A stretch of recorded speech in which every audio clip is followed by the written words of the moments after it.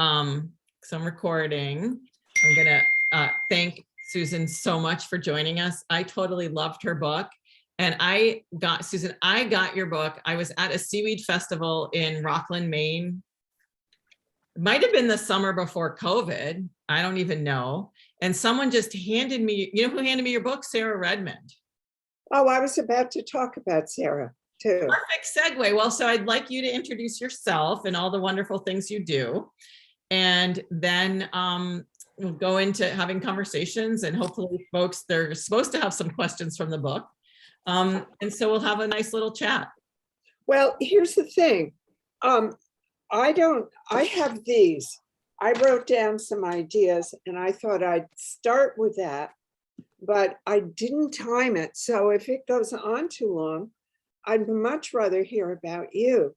And what I want to say is that, Dr. Bender, thank you very much for inviting me. And she has my email. And if any of you feel like just writing me and telling me what you hope to do with seaweed and a seaweed career, I would just love to hear about that. I'd much rather hear about you than hear my voice, but here we go. I want to talk about some things that interested me after I finished the book and all the things about it. And there's so many stories going this way and that way after they settled and what I got out of it. But I thought in the beginning, what I should do is to tell you about what it's like to write a book like this. My background has been in writing about wild species and habitats and interactions between humans and what's left of the wild, that sort of thing, for a long time. And I've written for newspapers and magazines. I've written essays and articles, and I've written books, both for adults and for children. I live in the house in the woods. I don't know if you can see the woods out the window. And it's a 5-minute walk from the bay. And ever since I've lived in Maine, and for the first 10 years, I lived in a cabin in the woods with a husband and 2 kids without electricity. We were always near the ocean, and we learned a lot from the people who worked on the ocean. Obviously, I'm not a seaweed harvester, I'm a writer or a phycologist. But it was interesting and very challenging to take on this task with all the personalities, the science, and the regional vocabularies. And what was clearly at the time, a lot of politics, which there still is, by the way. Seaweed steps you immediately into politics. But I loved the stories of Catherine Drew Baker, for instance, who discovered the diploid phase of the porphyra. That would be an interesting but minor point in history, except that she did that discovery and then Japanese found out about her work right after the Second World War, and they used her work to reinvent their history and culture of growing nori. So it became this wonderful story of sharing cultures across time, despite the devastation of war. And I'd love to hear about hear about and then write about the Orkney Islands and the sheep on the Orkney Islands that had, their bodies had accommodated to eating kelps. And so they could eat and subsist and be very healthy on a diet that had really very little copper. But if they were taken to the mainland and they ate grass, they would be poisoned. The same way that the mainland sheep, if they were introduced to kelps, they would become copper deficient. So people found out about this, over time, from sick sheep and wanting them to be healthy. And so now, both in Iceland and in the islands off Britain, where they keep sheep. They know how to balance the calcium either through supplementation or otherwise. And they're feeding them more seaweed because seaweed is very healthy, as you know, for a number of different kinds of animals. Let's see. Oh, I've just reread my book for this class. I mean, I wrote it 4 years ago. I didn't remember it. And another thing I loved was the Welsh miners' breakfast. They call porphyra or nori. They call it, let's see, laver. And so they make laver cakes. It was oatmeal squished into cooked seaweed and fry them in pig fat and eat them with cockles, which are sort of like moon snails, and rashers of bacon. And then they go down in the mines. So I'm a person who loves stories. And one of the stories that I told a little bit in this book, and then I have a book coming out in July, and I've written about this again because I can't get it out of my mind, is Cash's Ledge. And it's right off, actually, closer to you than to me in the Gulf of Maine, right off Boston, about 100 miles. Is that right? Right. Yeah, it is really productive part of our ocean. Right. And so there is a place that's somewhat protected, not completely. And the kelps are like a huge Amazonian forest. And through those kelps move, I mean, we've lost our cod in the Gulf of Maine, as you know, among other things. But you see these huge schools of enormous cod, not enormous, big, not enormous, moving through Cash's Ledge. You see all kinds of different seaweeds, and also then the whales come to feed. But the payoff is, it's like a nest, and it sends out good things into the larger Gulf of Maine. And this is a model we should be using, period. And it should be off limits to all fishing, which it isn't. So there's a start. It took me 5 years to research and write the book. And I have to tell you, my agent and my editor were going nuts. I think they kind of gave up. They thought it would never be done, but it was finally done. And what kept me going was the passion of other people for their love of the inshore waters, where the seaweed grows, for their hard work and generous sharing. And the book really belongs to them. I'm sort of like a reporter. The research for me was often overwhelming because seaweed is becoming something that was beginning to generate a lot of interest, and things are changing pretty quickly in the seaweed world, and we're learning more. I concentrated on the people and their involvement, and what they knew and thought about seaweed, its uses, its politics, and the fact that it is essential habitat in the Gulf of Maine.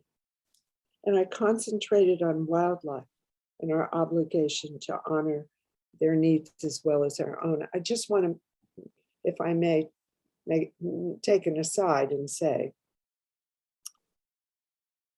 I don't know if you've noticed recently, a lot of people now, a lot of biologists are beginning to talk about the rights of other species and how to balance them against our own needs.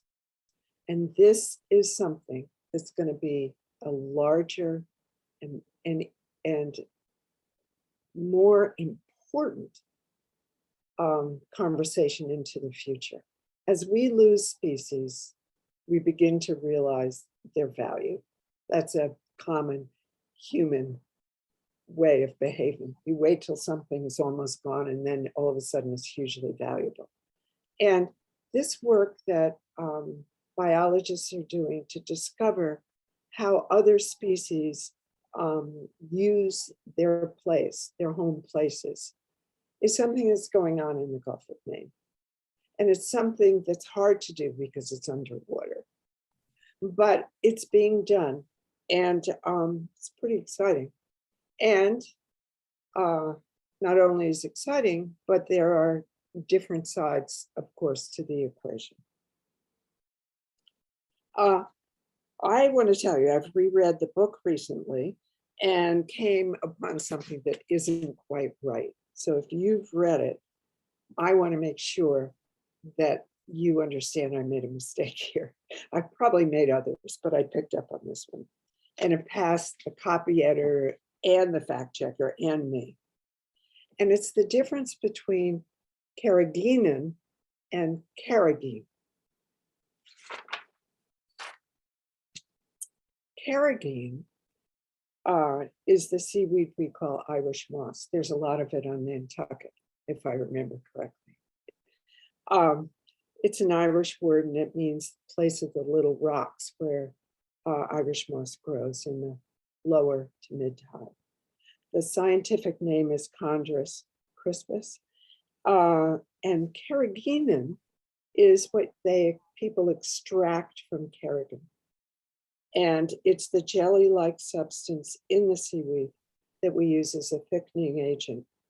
Strangely, I was checking a seaweed ID book recently, and it called both the gelling agent and the seaweed carrageen. So what you understand here, or what I choose to understand, is there's a huge vocabulary in the seaweed world. There's a lot of things to learn.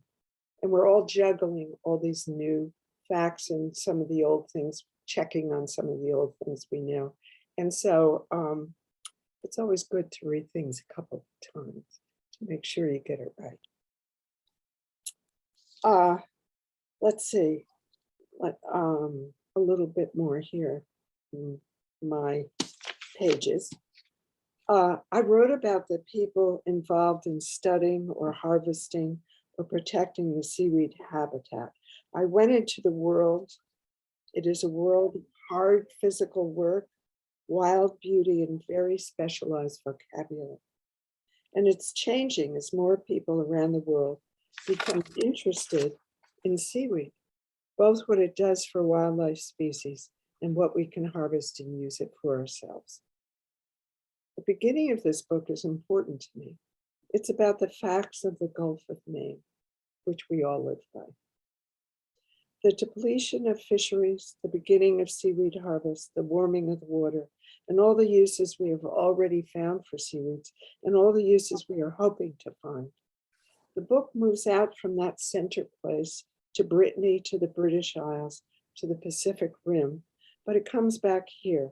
It's actually a story of a struggle to get things right here, to do things to reverse the harm we've done to our oceans right here, and to cooperate with, rather than ransack, the wild habitats of the world. I still believe in two ideas I wrote about in this book. One is the precautionary principle, and I'm sure you've learned something about it already. If something you plan to do in a wild habitat might hurt some other natural system or species, do it with caution. Study carefully what the results are. Back off if they suggest that there is damage to the ecosystem or peril to a species. Work with, rather against, natural system. The other is a managed commons. And we mentioned Sarah Redmond, who gave Dr. Bender my book. Sarah, I've written about her again too. I have a feeling the second book that's coming out in July, I've repeated a lot of things that I said in my first book, but she has now established a seaweed farm on her own. That's her own. It's called Springtide Seaweed. And actually, she's looking for other seaweed farmers to establish theirs around that section of the down East Coast. So I'm just telling you that. But she is interested also in the managed commons.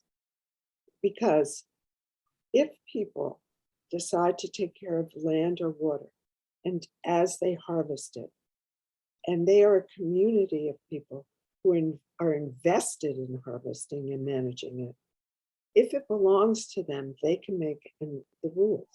They can regulate the harvest and the protections.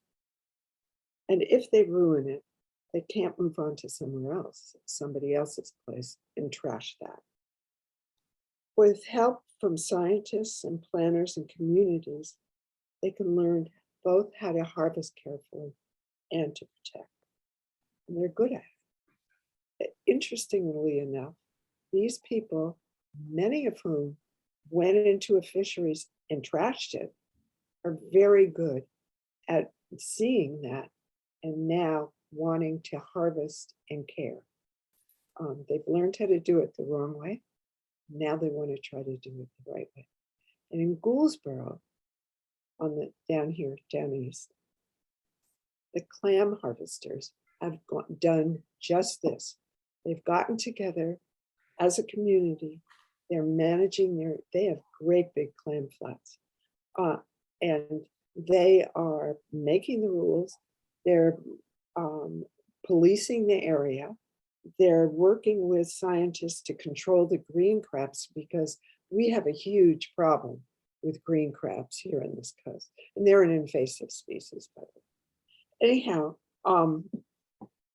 this is very exciting because they are getting their harvest back, but they've learned so much about soft-shell clams and how to care for them.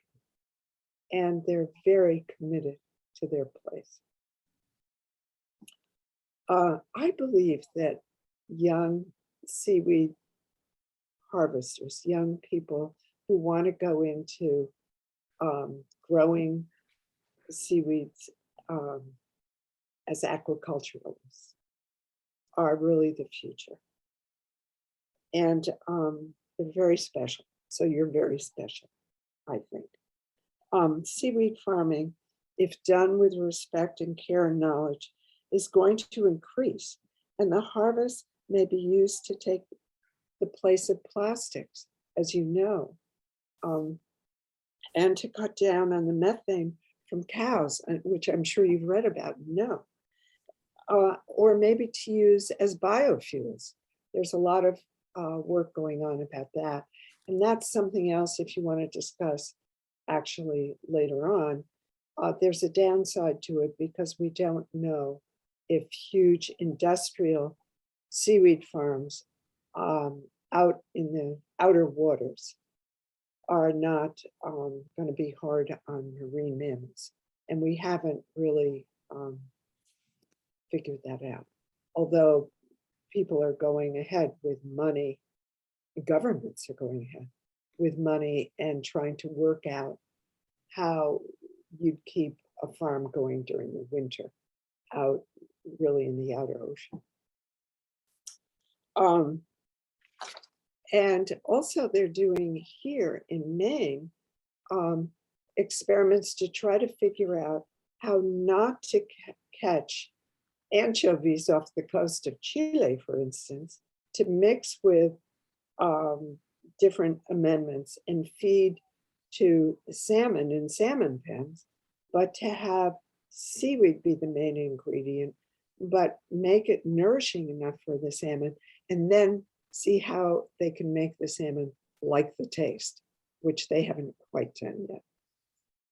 In other words, careful, responsible farming of seaweeds can help us get out of this nightmare of climate change. We need help to heal what's broken, and seaweed farmers can help do that. You can have a voice in the work that needs to be done to establish good and fair ocean policies, but nothing about it will be easy. Seaweed farming is the only ocean harvest that I know of that has the potential to heal. Dangers of the harvest of ropes and the dangers perhaps to sea mammals, or introducing non-native species, or destroying natural bottom areas or shading wild seaweeds have got to be avoided here. And I don't know, some of this damaging of bays has been prevalent in Asia. I just want to bring up Asia because I'm not hard on Asia in my book, but people like Carl Safina are. And the thing that drives the sort of ruining coral beds and replacing it with seaweed farms, taking out the native seaweeds, the seaweeds that are wild growing, and replacing it with seaweed farms, etc. The thing that drives that is poverty. And the other thing that it seems to me we have to do as we take better care of this world is to try to make people safer so that they can have more to eat, so they don't do some of the violent things, but work with the landscape rather than against it. Maybe that's enough for now. Huh? Why don't I end there? All right. Well, for now, how's that? But I know that I know Beck is really excited to talk to you. And so I'm just going to call on her to ask questions or say what's on her mind, and we'll start there. Hi, yeah. Thanks so much. And thanks so much for being here, Susan. I loved your book. It was really helpful and I learned a lot from it. I guess I'll just start off with one of my questions for you. Well, backing up, I am very interested in growing seaweed. That's kind of my plan after I graduate. I'm an MBA student at Brandeis University. But I wanted to first start, you mentioned how you spent 5 years researching and working on this book. And I was just curious if you could give us some advice on how you reach out for interviews and talking to people and learning from people through your book and what we can do to kind of do that as well. Now that's interesting. You mean, how would you do it, not as a writer, but as somebody who's interested in working with seaweed and seaweed harvesting? Yeah, more like information gathering and learning from all of the people that are doing this and the experts, and just how did you reach out for these interviews for your book? You just kind of said you were writing a book, and that was kind of how you got the ball rolling, or? Well, I'll tell you how I did it. So I don't know if you remember the chapter on Shep and Lynette and their seaweed venture.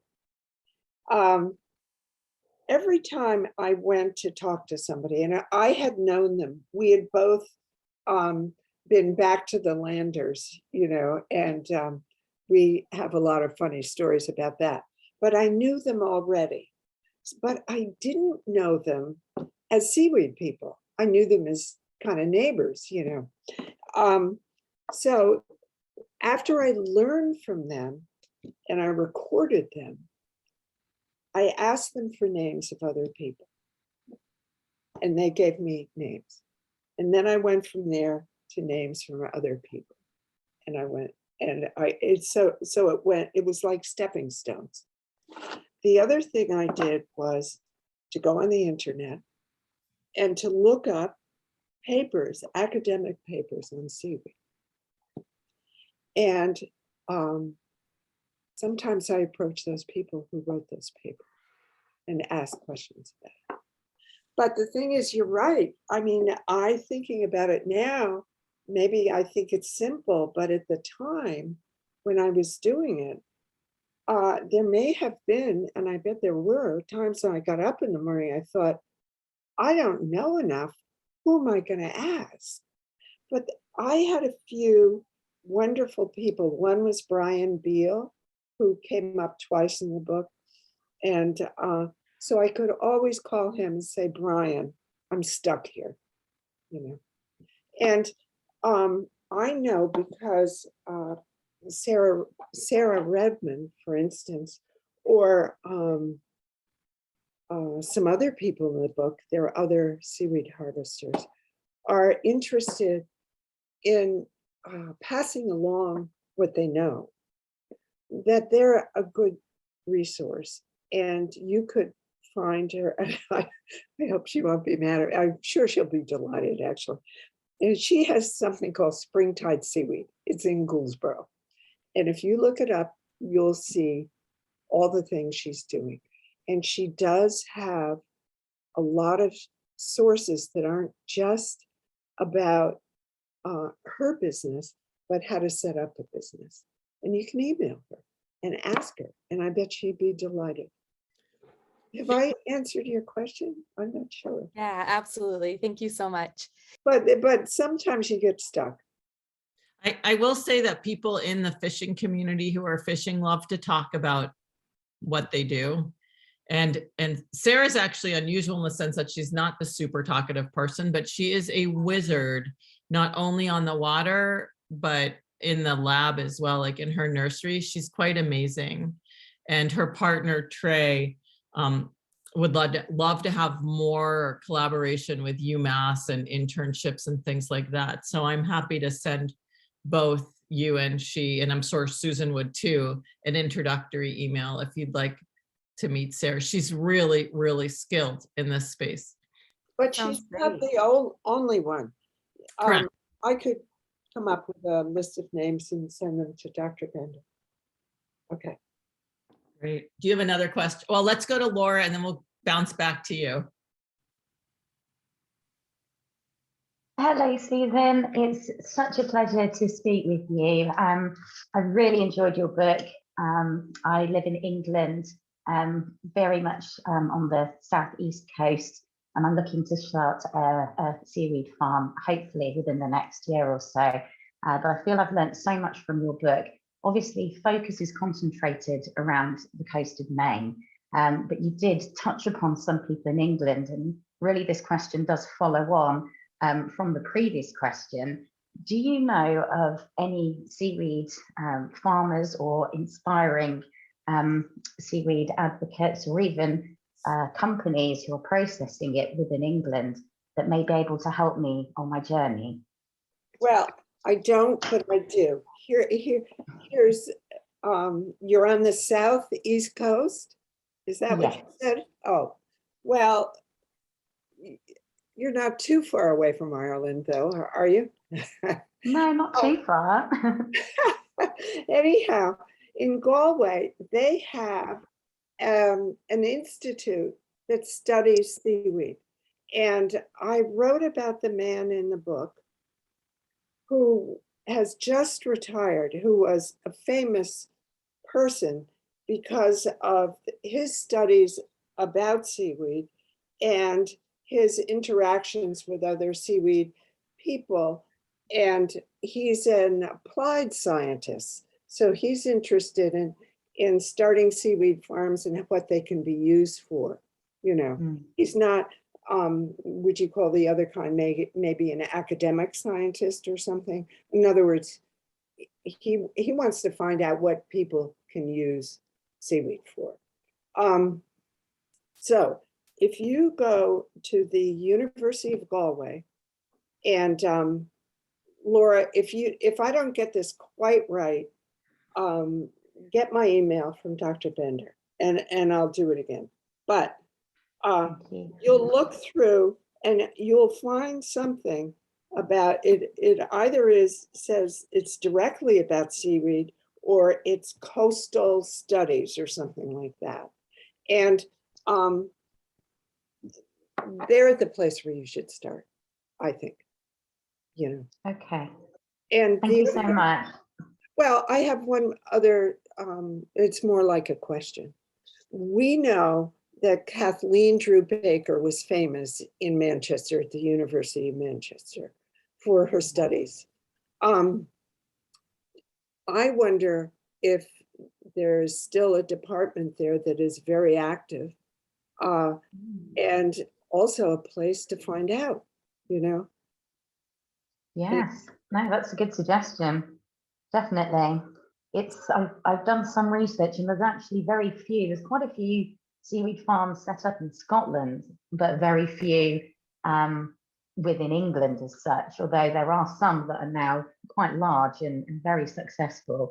But it's few and far between, and it's very much a growing sector in England. So no, that's a great idea. I'll dig around in Manchester University as well.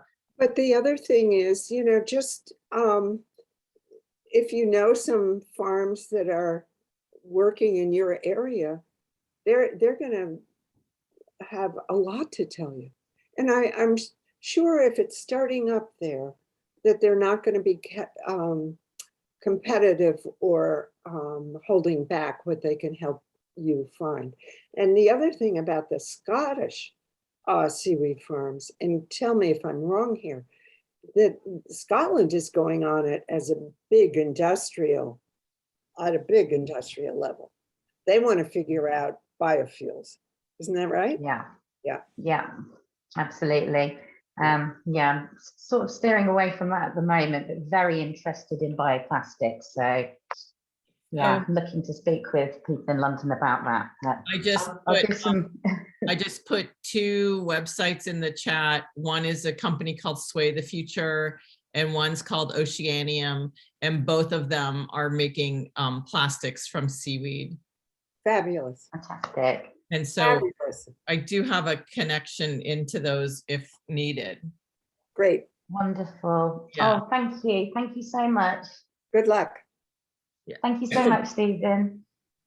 And Carla, actually, I don't know if she has something to say, but she's on the call. And I know that she did suggest that you reach out to Hatch in Ireland and Kate Burns, but I'm gonna just have her plug in and see if she has any questions. We saw you for a split second, Carla. And there she is. And Carla's also a seaweed fiend, I think. Yeah. I'm listening, Carl. I'm also going to turn off my heater. I'm turning bright red from the heat. So I don't know if Carla, you have any questions, but Carla's done a lot of work both for Beck and for Laura in kind of the networking space as far as reaching out, trying to figure out, like, do I want to start a seaweed farm? Do I want to internship in a seaweed farm? Like, what space do I want to be in the seaweed farm? So she's actually had the experience about reaching out, touching base with people. I could always find people who are looking for bodies if you guys are looking to do that. And so Carla, I don't know if you have anything to offer that conversation. Sure. Yeah. I mean, I'm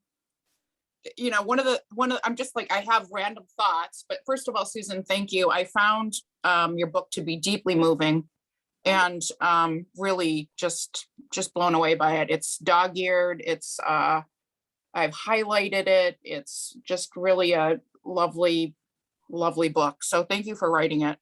Thank you. So in terms of I have a couple of questions, but one of the things that Jen just was talking about was just like trying to connect with people. I mean, I come at it I'm in the insurance industry. And so I would like nothing more than to quit my day job and try to become a seaweed farmer. I think that would be super awesome. So I've been chatting with some of the gals in Scotland. There's a women's group there that I've been kind of actively involved with around how to do that, how to make that transition from kind of a, keeping the lights on kind of job to doing something that feels more nourishing. So I have contacts in Scotland, as well as I've been working with some of the Massachusetts folks on a farm. I'm working with an oyster farmer now down in Duxbury Bay to start up some seaweed on his lease. So that's kind of where I'm at. I'm taking baby steps essentially. But, my question, I guess, is one of my questions or comments really was, you talk a lot about community-based companies and how important community-based companies are to kind of getting our industry. And we look at the Maine model, and it's a very collaborative model amongst the farmers and the folks that are processing.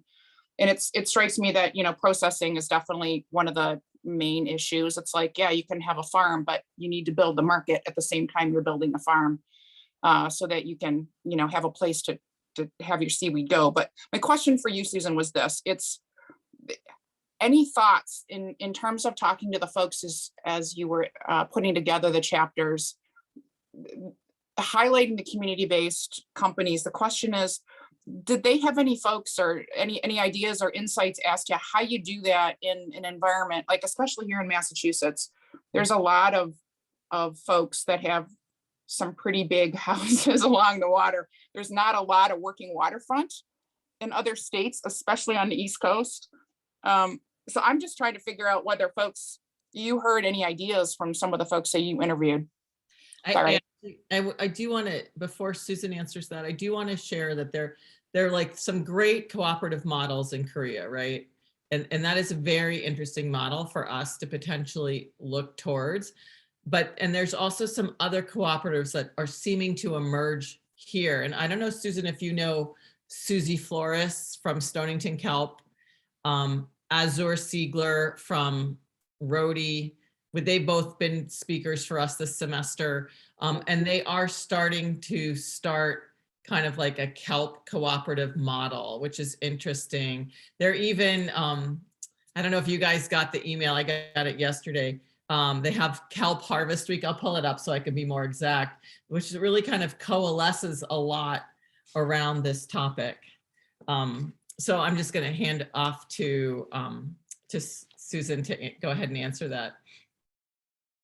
Well, that's a very interesting question. And our laws,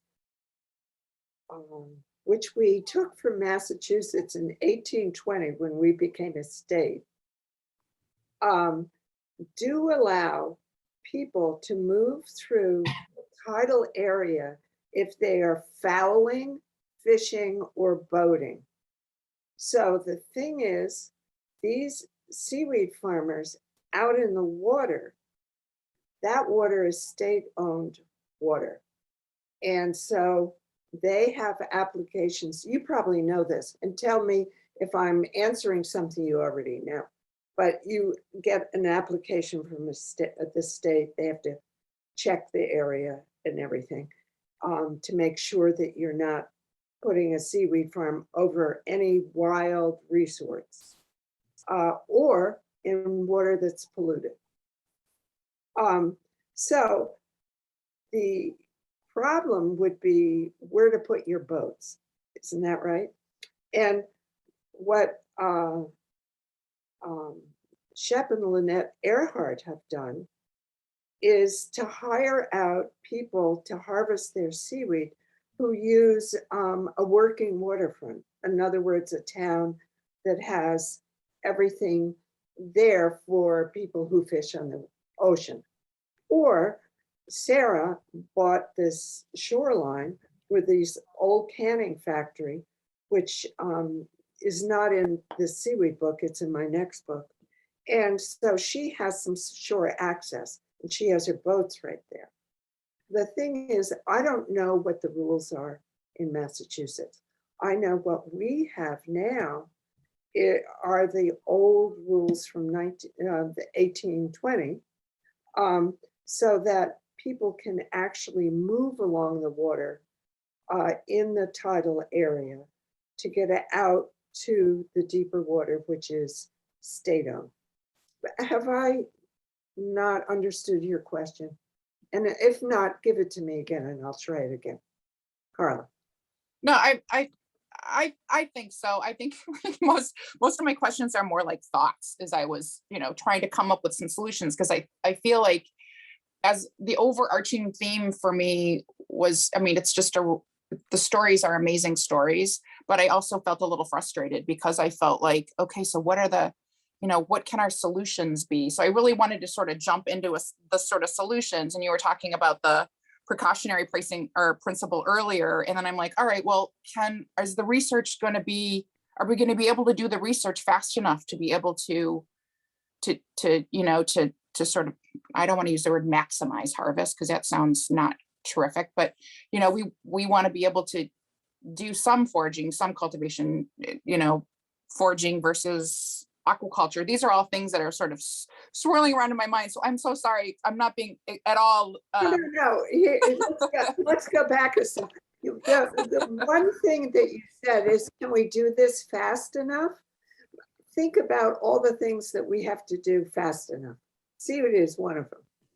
The other thing is, you're right about one thing, is that if you're going to have a seaweed farm, and if you're going to have the strings with seeding the strings and putting them out in the bay, you really do want to a resource that is wild seaweed, that you're not taking from cultivated seaweed and making the strings and it's all cultivated, that you go out and you get something that is wild and has a stronger gene base, really. But the thing is, the hardest thing, it seems to me, for seaweed harvesters is drying it. Is the money to heat those great big areas where you have to hang the seaweed, or you hang it. I mean, most people in the 70s and the 80s, 90s, they'd hang it out on a clothesline, you know. And then if it starts to rain, they have to run out and bring it in really quickly. And I think I told you about Shep and Lynette, or I wrote about it, trying to dry it in their kitchen of this old farmhouse. And I remember that wallpaper falling off the wall. So they were drying it with their wood stove. That's why it's good to have a cooperative, because you can work together, you can share the financial and then enormous hard work of seaweed farming. Because one of the hardest things is the drying. And it's interesting, companies now are taking, they've always taken Shep and Lynette's ground seaweed and used it in products, you know, breads or cereals or something. They're doing that with Sarah's too. Companies want ground kelp. They want powdered kelp to fold into their ingredients. So the idea is how to set up your farm, how to dry the seaweed, how to grind it, and then send it out to people who want it, because people do want it. And it seems to me you've got to cooperate or it's too expensive, especially in the beginning. That's my answer. Thank you. Thanks so much. Okay. Tim, I don't know if you came on camera and raised your hand about seaweed, if you had a question or not. If not, no big deal. Just thought I'd check in. No? All right. Does anyone else have any? Oh, you are. Did you? No, you're fine. Okay. I know someone else were like, yay, seaweed, but I can't remember who it was. Arthur, do you have any? So Arthur's totally different perspective, right? He's on the African continent, not really thinking about seaweed so much as he's thinking about shellfish, but I don't know, maybe you have questions. So are you not thinking about seaweed, Arthur? Not a lot, really. No. So I work in finfish, in tilapia farming, and I'm also interested in shellfish. Right. So that would have my preference. But I did tremendously enjoy reading your book, and I think I learned a lot. And the way it was written, I read through it quite fast. So it was nice. And I think at the end of your book, you stated you're somewhat hopeful or optimistic. So now I think the book was written like 3 or 4 years ago. So I was just wondering, are you still optimistic? Because maybe some things have changed and you learned new developments. And also I was also wondering, was there anything maybe that didn't make the book for some reason, or maybe were there people you reached out to and you wanted to meet them, interview them, but maybe they didn't want to cooperate? Yeah, those were things were in my mind. Yeah, Questions. the real Thanks. world stuff. Am I still optimistic? I could ask all of you that question, you know, but here's my feeling is that when I see young people who are energetic, who are directed, who want to live more carefully than my generation did and the generation before me, I get very hopeful. The thing is, as you know, as we all know, the changes we should have made yesterday. And so we're behind. And they're young children coming up. I have grandchildren. They're wonderful.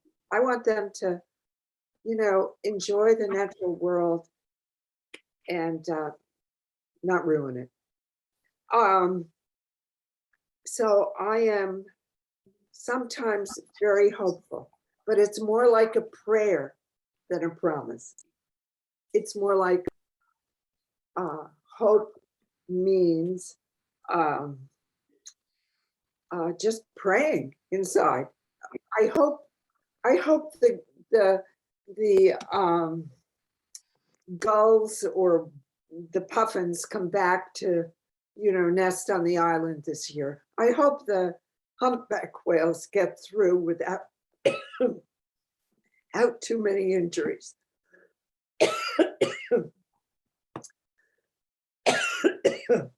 Uh-oh, you Is- okay? I hope I'll stop coughing.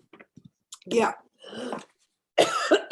As far as people and interviewing them, I think I need a drink of water. Yes, of course. I'll be right back. I'll answer the rest.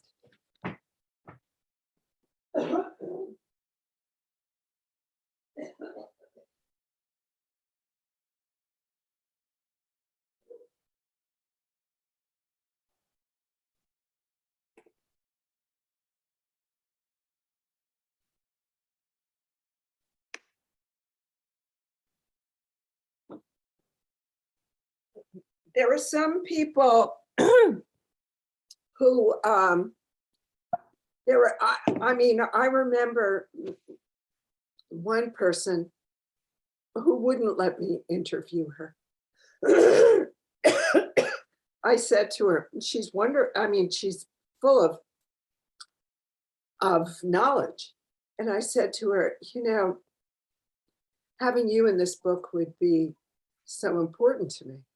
You have to be careful when you're introducing yourself to somebody, you know, how you say it. So I said that to her and she said to me, I don't have time to write your book for you. So that didn't go well, but actually she's a very nice person. If you don't ask her any questions. So it's not that everybody in the seaweed business is the same. But neither am I. Okay. Thank you very much. Yeah. Anything else? Anyone else have any other questions? Yeah. I'll jump in quickly. Just so I mean, you mentioned so many incredible things that you can do with seaweed, or how beneficial seaweed is, from the environmental aspects to the nutrition of it, or the potential for biofuels, all of this stuff. Is there anything that really just like jumps out at you, or you keep going back to, and you're like, this is what we really need to be doing with seaweed? Good question. That's an interesting question. But the thing is, seaweed is a two-way street, you know. The thing that worries me about seaweed, so I'm kind of not answering your question right now, if that's all right with you, is, for instance, bioremediation, or they now call it phycoremediation, which is planting seaweeds in areas that are very polluted. And you remember my story about the Mediterranean and how that introduced species just took over. And some people like it around busy harbors because it's taking in a lot of toxins and keeping the water cleaner. The point and the danger is, if you start using phycoremediation, what do you do with that seaweed when you take it out of the bay in the water, right? What do you do with it? Where do you put it? Where do you put it? I mean, if you put it on the land, it's full of toxins, you know? So there's so much to be careful about in the seaweed world. Seaweed can give us so much, but we have to be careful and smart. That's what I think. Is that an answer? Will you allow that answer to stand? Anything else?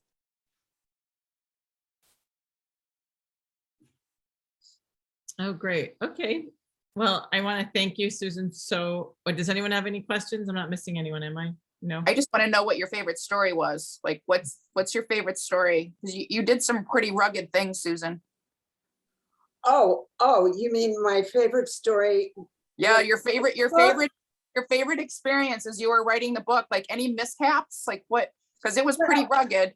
Yeah, well, the thing that I still laugh about is walking behind Robin Hadley Steely and out in Washington County in this horrible mud, this slick stuff. And I kept falling behind her. And it was so loud, you know, I went down and it was a sound like splat. And the thing is, I thought, please do not turn around. And she didn't. She kept walking. She obviously heard the splat. How could she not? And she kept walking. And so I'd scramble up and I'd get, you know, a couple more yards, splat. And the other thing is, well, you know, here's the thing. I remember saying, my ex-husband and I are friends. I remember saying to him, you know, I just loved all the people in the book. And he said, I know you did. And it's true. I just, you know, kind of fell in love with them. So, Thank you.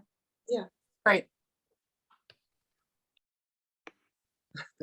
Anyone else before we let Susan go? No. Well, Susan, thank you so much. It was so great to have you here. It was really great. I totally loved reading your book again. And I think the students, you know, it's great to not have to read an academic book to actually get the essence of something. It's nice when I have students read a book and they're like, that was actually fun. So thank you. And also thank you for your interest, because, you know, you're the people who are going to do so many of the changes. And so I have a lot of hope in you. Yeah. And Dr. Pender, I want to get back to you on Sam Lanes. Okay. Okay. Bye, Bye, everybody.